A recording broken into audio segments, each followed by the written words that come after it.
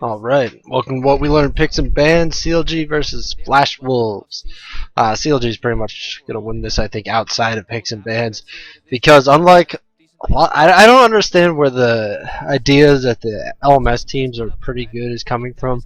If you watch their games, they're almost, especially Flash Wolves in particular, they overextend to try to get kills always. Like, they just don't stop attacking, and that is very bad play, especially in a game that's more reserved for a lot of it.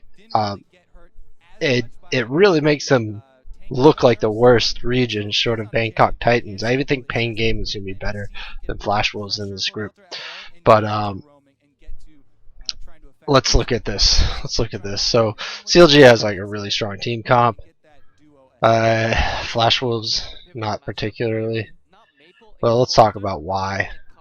Damage versus effective HP. You have a dual threat with Lulu coming out from CLG, and they have Echo and Tristana. Damage is kind of similar, so that's not that big of a deal. So we're not going to worry about that. Pressure versus control. Jinx is going to have a lot more pressure than Tristana for majority of the game. Even at the late game, Tristana's never going to quite get up to the rocket length of Jinx, which gives CLG the pressure advantage, although it's not as big because later in the game, Jinx's 700 range is not going to be over 100 range longer than Tristana, and that's important for AD carries. So once Tristana starts getting up there, it's going to be a little bit harder, so it's not that strong an advantage. Carry versus control. Nara, Rek'Sai, Braum. They have a lot of control, but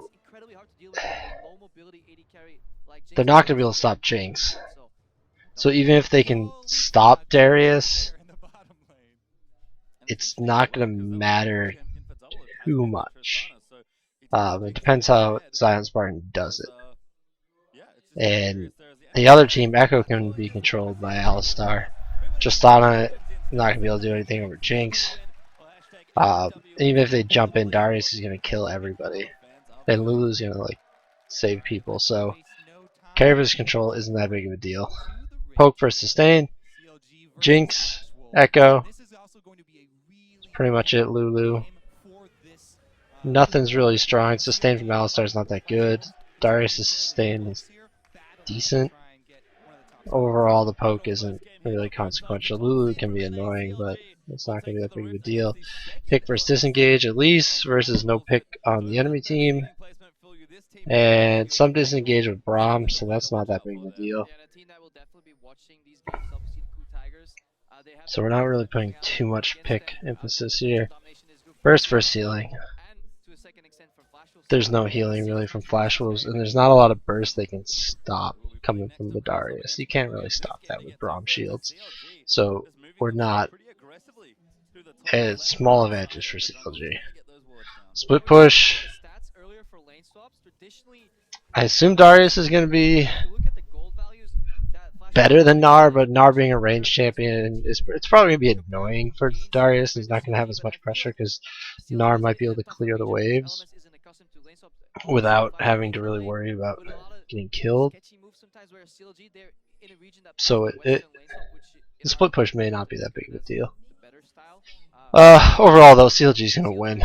Like, Flash Wolves are just going to try to kill them so much and die repeatedly. It's